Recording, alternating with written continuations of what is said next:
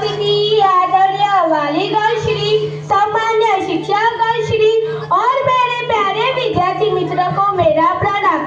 गणतंत्र दिन की आप सभी को अभिनंदन। मेरा नाम पटेल हेतु दिलीप भाई है। मैं 8वीं कक्षा में अभ्यास करती हूँ। आज मैं आप सभी को बेटी बचाओ बेटी पढ़ाओ के बारे में अपने कुछ विचार प्रस्तुत करने जा रही हूँ। आज हमारे देश की बेटियां हर मुकाम पर सफलता प्राप्त कर रही है, चाहे वह राजनीति हो, खेल हो या फिर अंतरिक्ष की ओर न हो। हमारे देश की उन्नति और विकास में बेटियां अपना पूर्ण योगदान भी दे रही है, परंतु आज भी कई लोग बेटी को बेटों से कम समझते हैं, उन्हें भेदभाव करते हैं। इसे सामाजिक दुष्टता, विकृत परंपरा कहा जाता है।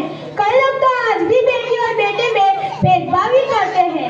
यह अंतरिक्ष स्तर तक पहुंच गए हैं कि परिवार में लड़के के जन्म पर खुशियां छा जाती है, जबकि एक बेटी के जन्म पर घर में अशुभ, चिंताजनक, दुख और परिवार में बोझ समझा जाता है।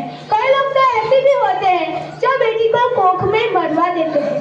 उनको लगता है कि बेटी को तो इस दुनिया में लाने का कोई मतलब ही नहीं है, इसीलिए बेटी बचाओ बेटी पढ़ाओ का नारा दिया हुआ है। ऐसे लोगों के कारण ही हमारे देश की बेटियों की हालत दिन प्रतिदिन खराब हो रही है। उनके साथ उन्हीं के माता पिता भेदभाव कर रहे हैं।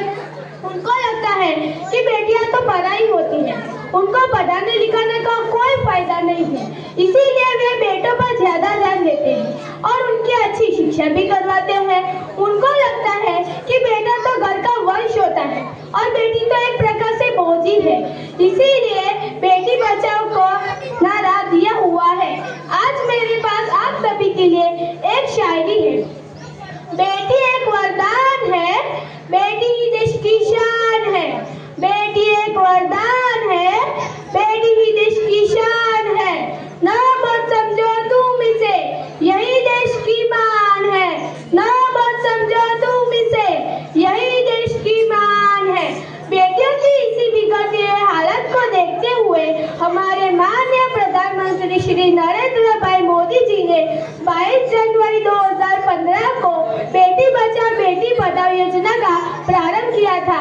इस योजना का मुख्य उद्देश्य यह था कि किसी भी बेटी के साथ कोई भी प्रकार का भेदभाव ना हो और गांव-गांव जाकर इस बात का प्रचार प्रसार करना था। अंत में